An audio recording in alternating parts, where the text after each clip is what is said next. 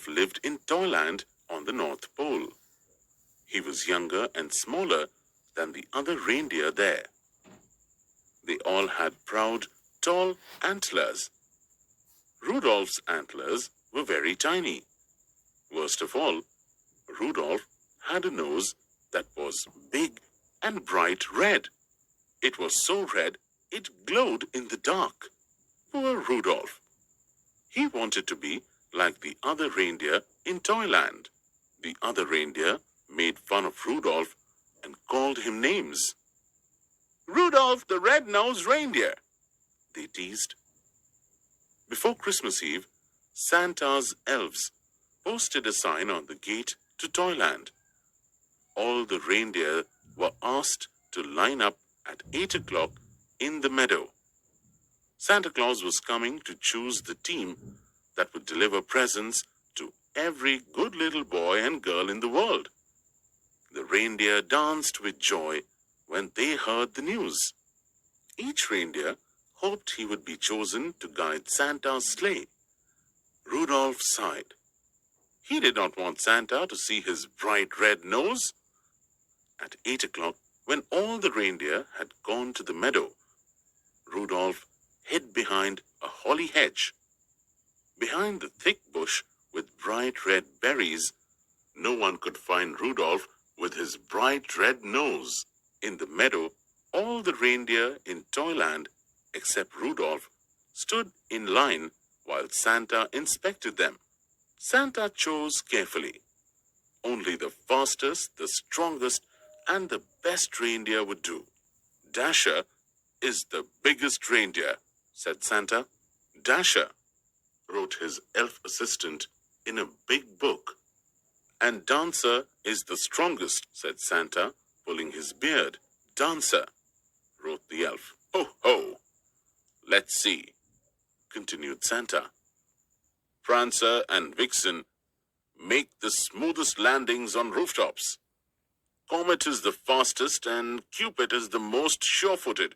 I pick them." "And," said Santa, "I choose Donder and Blitzen. They're best at turning over treetops and landing smoothly." When all the selections were done, the reindeer danced and clinked their antlers together in happiness. Even the reindeer who weren't chosen were given good jobs.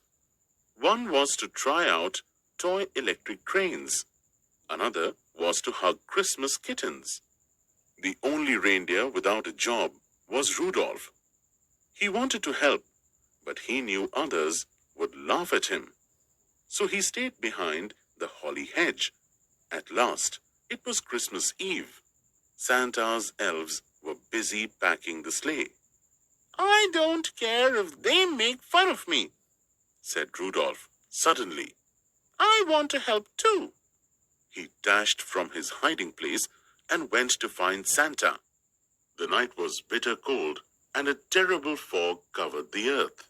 Santa's elves kept bumping into each other as they hitched up the team. They could hardly see as they put on each bright red harness and tied each jingle bell. "And where is my Christmas list? I can't see a thing in this fog," cried Santa.